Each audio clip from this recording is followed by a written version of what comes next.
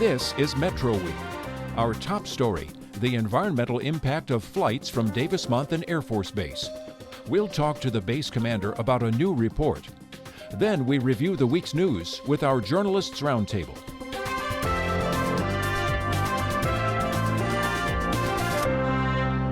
Welcome to Metro Week. I'm Christopher Conover in for Andrea Kelly. This week, officials at DavisMonthan Air Force Base released their environmental assessment report. We're here on base to take a closer look. The environmental assessment looks at a planned increase in the program allowing foreign military pilots as well as U.S. military pilots from other parts of the country to train at DavisMonthan. The program is known as Total Force Training. It's more commonly called Operation Snowbird. The environmental assessment report is based on a proposed increase in the total number of those flights by visiting air crews. The proposed action, or the preferred alternative, has the total force training annual sorties at about 2,300 sorties. That is a doubling of the number of flights. However, Meager says those 2,000 sorties still would make up only about 6% of total flight operations at DavisMonthan. The current draft, yes, and I need to emphasize that this is a draft because it is not signed. It does have a finding of no significant impact. He also points out just because flights could be doubled doesn't mean the base will be much busier. That's an absolute maximum. That doesn't mean that number of sorties will actually come to the installation during that time. As an example, last year we had approximately 600, 500 and some change that came to the installation.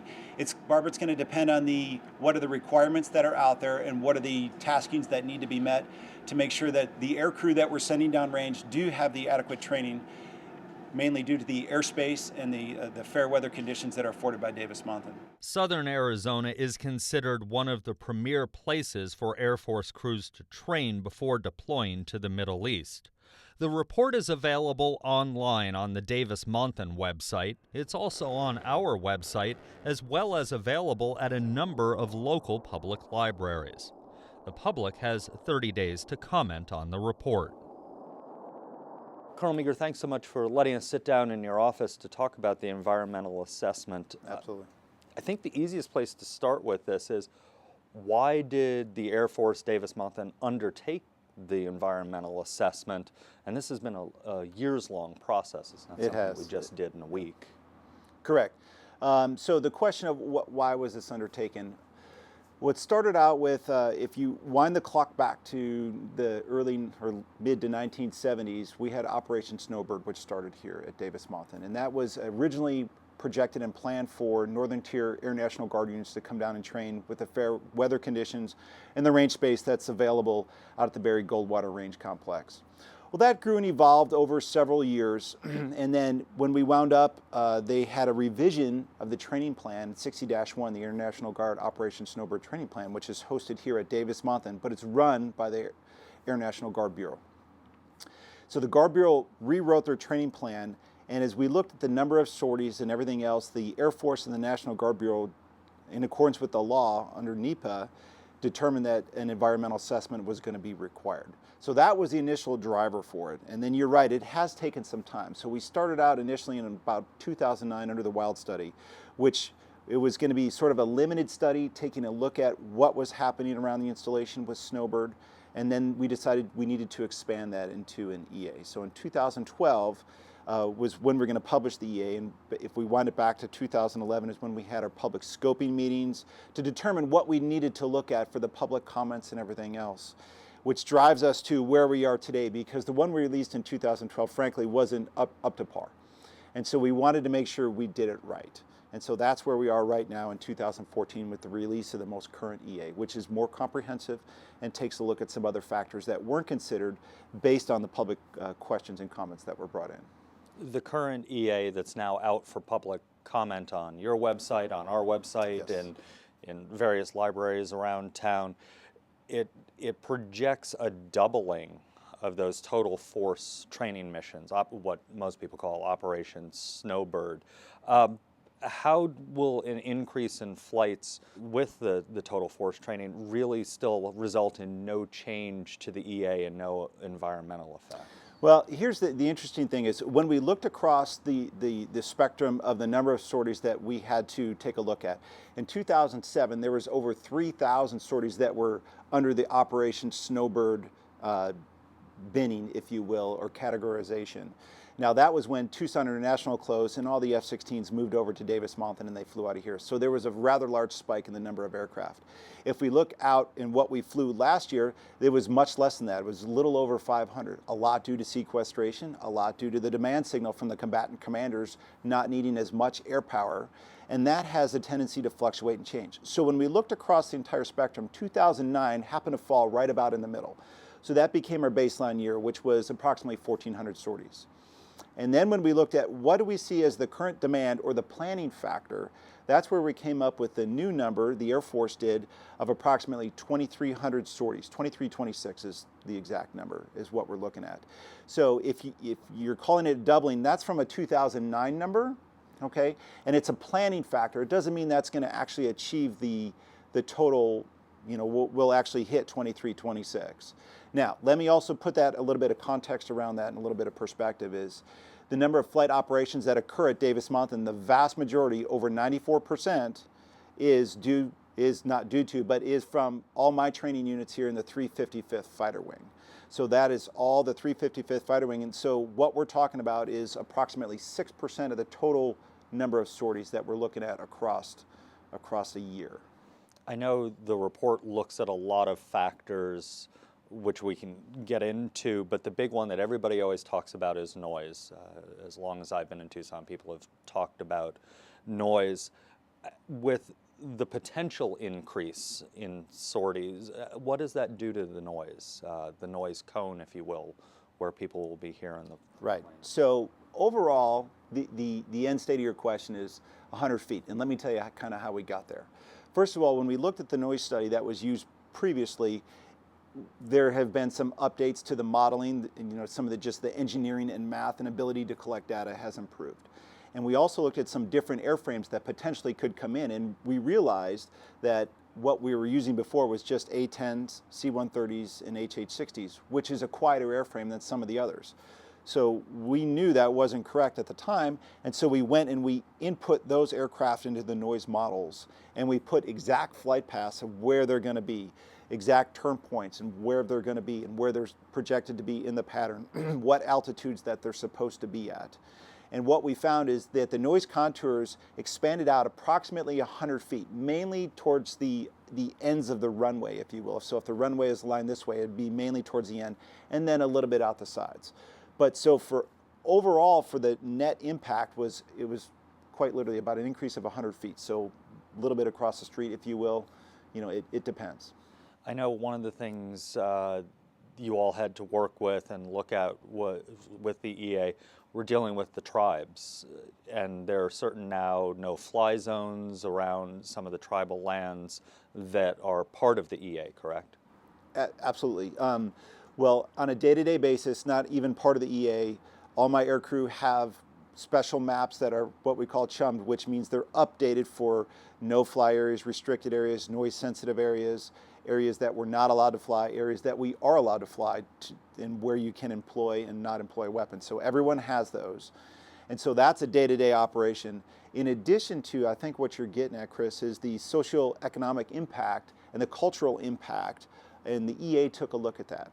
Now what we did, we went and we did our homework on a lot of different things, and the Army Corps of Engineers had to do sort of a secondary study because there is no actual traversing across the ground, across potential tribal lands and grounds, because it's all flight paths. So we looked at the paths that the airplanes take, the airspace that they fly over, and the routes and the airspeeds and altitudes and what they're doing above that as well. And then we can look at, was there vibration, was there additional noise that's going to be input into this area of a culturally sensitive area. We coordinated that with the tribes, and we also coordinated that with with SHPO, so the State Historic Preservation Office, who signed off on the study that the Army Corps of Engineers did and was in agreement with the recommendation that there was not an impact to that. One of the planes everybody talks about, we haven't seen it yet, is the F-35.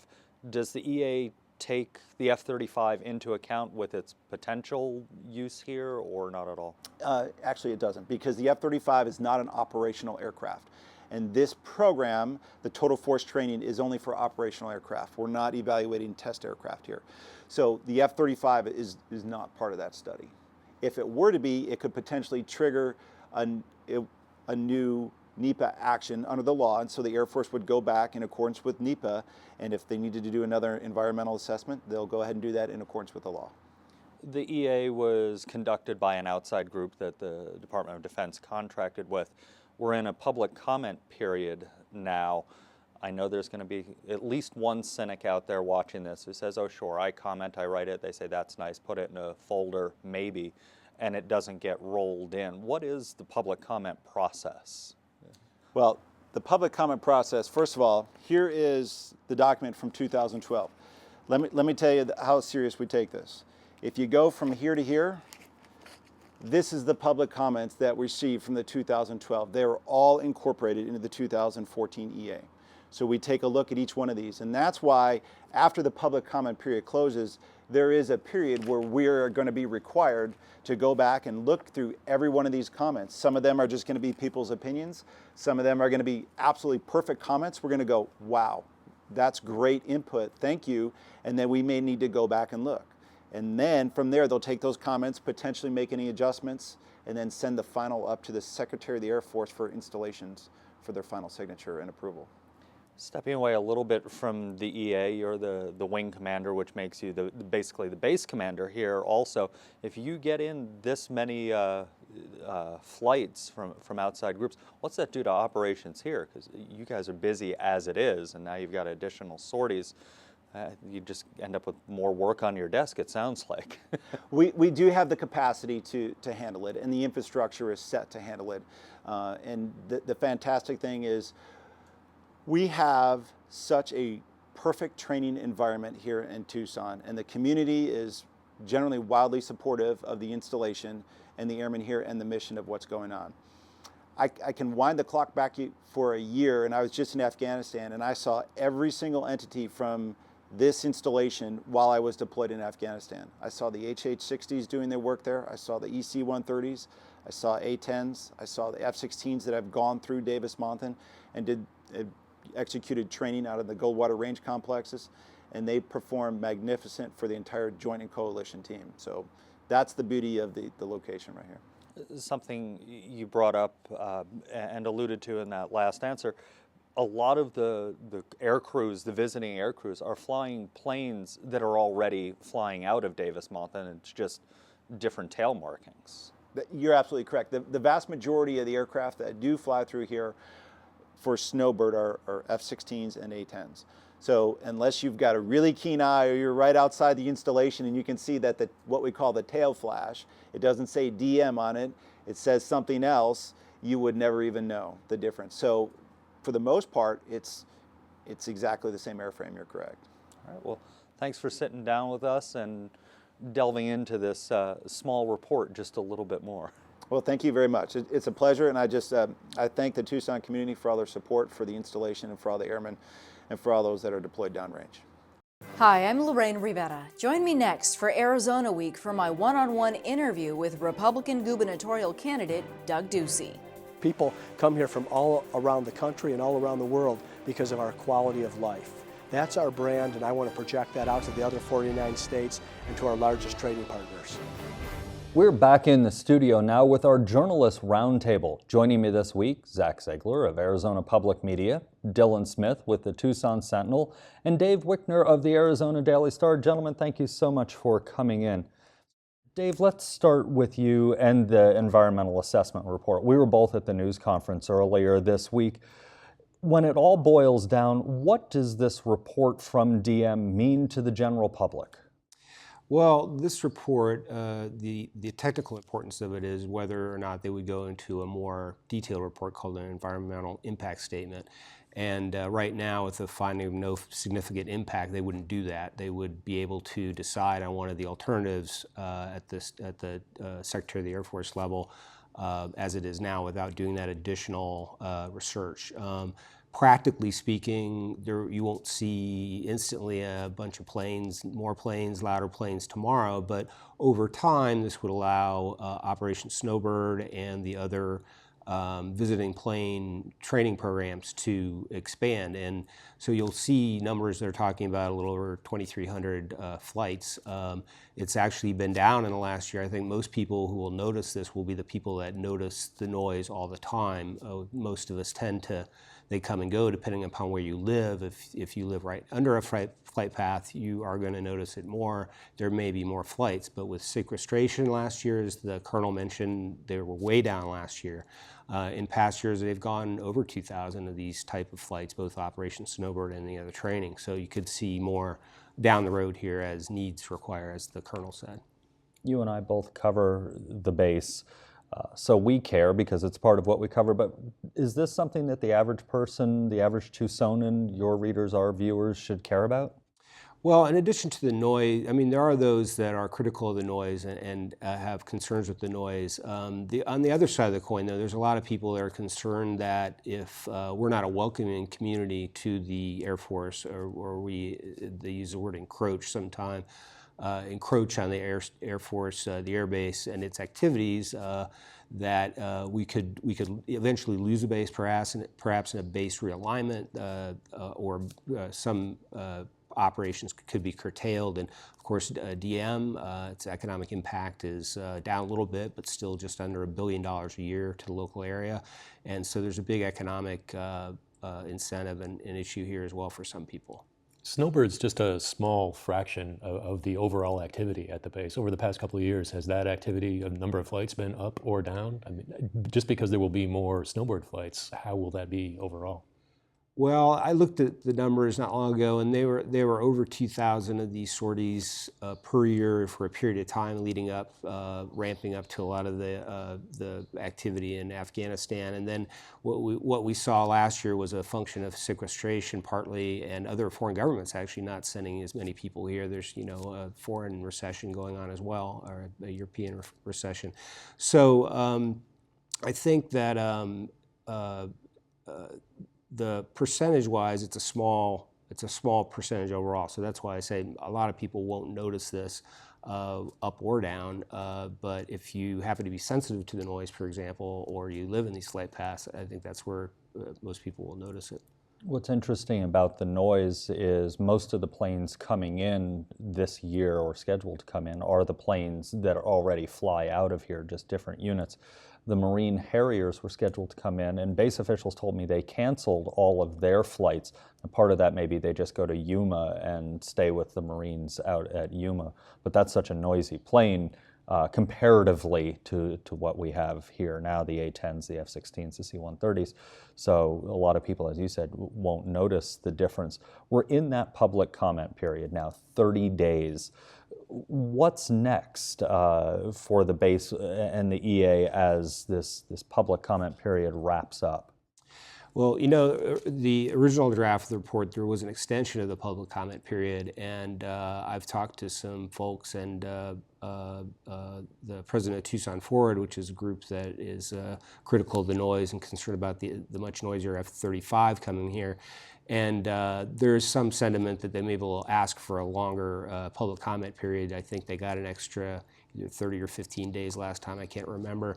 But their point is that this draft EA was basically rewritten. So, and you can tell just the subject was expanded from Operation Snowbird to these other things, which had been kind of considered along with them. So some of the sentiment is that this is a whole different rewrite. It shouldn't just be 30 days, give us some time. And I have to think that the Air Force would consider that. They've done it before, and it is a substantial rewrite. So. All right, well, let's change topic and get to politics. Dylan, we saw this week Americans for Responsible Solutions, the group backed by Gabby Giffords, pulled their anti-Martha McSally ad down. Let's back up in case viewers managed somehow to miss this ad.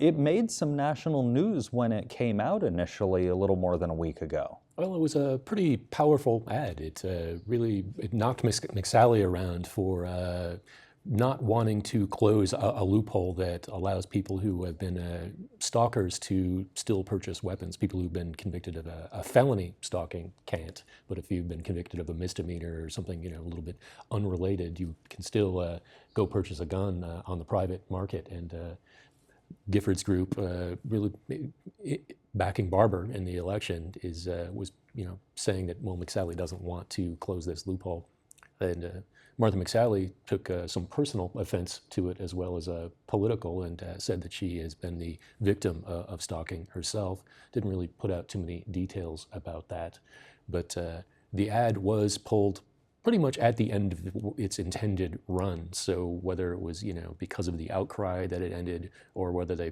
pulled it to kind of bring it back to our attention again, is kind of an open question. So was this a case of just she never came out and said, I actually oppose this, or is it just, I think gun laws are fine? Well, that means she thinks this gun law happens to be fine. The latter. McSally is on record as being, one of the NRA's strongest proponents, and says that she doesn't like increased gun laws. And so she ended up changing her position because of this ad and the attention that it got, saying, well, yeah, maybe we do need to tweak this one law.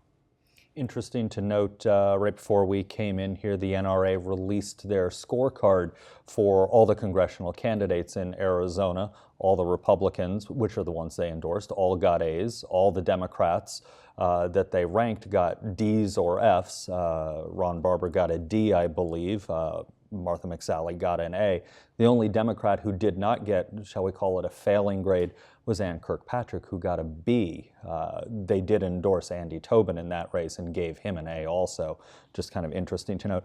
Dylan, was the removal of this ad a win for McSally in the end? Because as you said, she did get beat up, but nationally there was also maybe some shine taken off of Gabby Giffords. It was called mean-spirited, vile. The Republic called it a vile and base ad. So did this end up as a win for McSally? Well, McSally's not running against Gabby Giffords, of course. And Gabby's always been a tough politician. She was not all sunshine and light when she was in office and campaigning. Did this ad resonate with the general public, or was it just folks like us who follow these things who really made note of it? Well, I think the fact that McSally had to change her position, in essence, or clarify her position at the very least because of it, it was effective. This ad attacked McSally very hard, as we've all talked about. It's interesting, the Barber campaign has dropped their new ad late today, and it's from them, and it's the first ad that does not feature Ron Barber specifically. It's all about McSally, and it's pretty negative about her and education. Yeah, it's an ad that focuses entirely on McSally's previous declared stances on the federal government funding of education. And, she's not been in favor of that, and it beats her around pretty heavily over that, wanting to, in the words of the ad, to not support federal student loans and to end the Department of Education. Let's stay with politics, but move on to the governor's race. Dave, you do a lot of business reporting. The governor's race, economic development seems to be a top issue that's really coming up in this race, but in the Ducey-Duval end of this race. Mm-hmm. It is, and there's been a lot of talk about the tax policy and tax difference in the debate they had here. They talked about that. Duval basically says we've cut taxes enough here in Arizona, and Ducey still believes we could do more, and that's a way of stimulating the economy. So you get back quickly to kind of the argument of how much tax is appropriate. Obviously, the state needs revenues. But you get almost into that Laffer curve argument of is there a diminishing return after you tax people so much? It does cut economic growth, and so it's been paired though with funding for education, which is a less tangible result or a reward of funding education. So you can argue, I guess, either way whether they're comparable, but the education issue and taxes meet at state revenues, and that's the argument that they're having right now. And Duval hasn't guaranteed he won't raise taxes. He said he wouldn't now, but so you don't know. He gave us the read my lips, no new taxes pledge. Several times. Several times. Yes to not raising taxes. And we know how that worked out for the first person who uttered that, being President George H.W. Bush. Zach, you cover business for us here at Arizona Public Media. Are voters following this tax and economic issue, do you think, or is it just those of us sitting around the table and the chambers of commerce who really care? Well, considering some of the economic issues, Arizona has been a little lagging in economic growth. It's got to be an issue that they see as prevalent, considering we're slow to kind of rebound. Dylan, we are slow to rebound. Can that be turned into an issue, or is that just national economy and whoever becomes governor, assumingly Ducey or Duval, they are our major party candidates, is that going to be something they can solve, or is this just the national issue we're just going to have to ride along? Well, there are states that are doing better than Arizona. The Republicans are right now touting what they call the Arizona comeback, but if you really dig into the numbers, we haven't come back all that much. And a lot of that is just a function of the fact that the real estate market is not rebounding. We were so driven by growth in that area for so long, and that's really unlikely to pick back up anytime soon. And it might be healthier for us to find other ways to expand our economy rather than rely on something that's that tenuous over the long term. But how to, in Ducey's words, kickstart the economy is something that both sides are arguing over. Let's talk about Ducey for a moment. We've had 2 debates here in southern Arizona in recent weeks. He came to one, has only committed to come to that one. All the rest that he is committed to are in Maricopa County, not southern Arizona. Is there an impact for Ducey not coming and doing public events? He's down here, but they're always private events. Is there an impact for him not doing these big public events? It really kind of depends on how voters are looking at him and how much they are trying to make an informed decision rather than, from both sides, a knee-jerk partisan decision, which is how most people vote. Most people vote either Democratic or Republican, and it really doesn't matter all that much who is actually on the ticket. But for those people who are in the middle and maybe wavering or trying to make a thoughtful decision, not being able to have more information about who the candidates are and what they actually respond when they're questioned rather than the talking points that they're trying to put out, that has an impact. And Ducey's led to several debates being canceled here in Pima County and in Pinal County as well for the things he didn't want to show up to. Could this be just a matter of kind of writing off an area where the predominant population center is noticeably Democrat or tends to lean to the left? And also, this is a local boy here. I mean, that's 2 things that are quite a fight. And you often see in presidential politics, people kind of write off the home state of the other candidate. Well, Pima County is a Democratic county. It's probably going to vote Democratic in the race, but there are still votes, Republican votes, to turn out here. And Pinal County is a Republican spot, and he declined to show up for a debate there. Zach, let's do a quick topic change as we wrap up here. The county changed its approach to dealing with animals, and now cities aren't happy. What's going on? The cities received a little higher bill from Pima County for what is going on at the Pima Animal Care Center, and there's been a little concern about that because the cities kept saying, well, this is what we were told it would be. Some places saw their bill as much as double, which led to some concern. Pima Animal Care Center has been having to expand lately, trying to take in more animals, and it is hoping to basically build an entirely new facility. The building that is there has been there for quite a while, and as they kind of look to get those funds, the city say, wait, this is not our contracted price, and are trying to kind of walk it back to the point that I believe Tucson has even refused to pay that bill. Dave, we have only a very short amount of time here, but what's the effect on the November ballot issue with this, with the expansion of the shelter? Well, it's clear, as Zach said, the cities aren't happy that they've been given a bill for this, but there's got to be some solution, and I think that there's a lot of animal lovers in this area. I think that when you see tents being built to hold these, otherwise they're putting out statistics on how many animals they euthanize. I think there's a soft spot. I don't know, maybe I'm wrong. There's a soft spot for animals in this community, and I still think that's going to be popular. That part of that for that bond issue. All right, gentlemen, thank you so much for joining us. We have reached the end of our time, and that is all for this week. For more on these and other stories, including those that you hear on our sister station, NPR 89.1, go to our website, Now Arizona Week, including an interview with Doug Ducey, the Republican nominee for governor.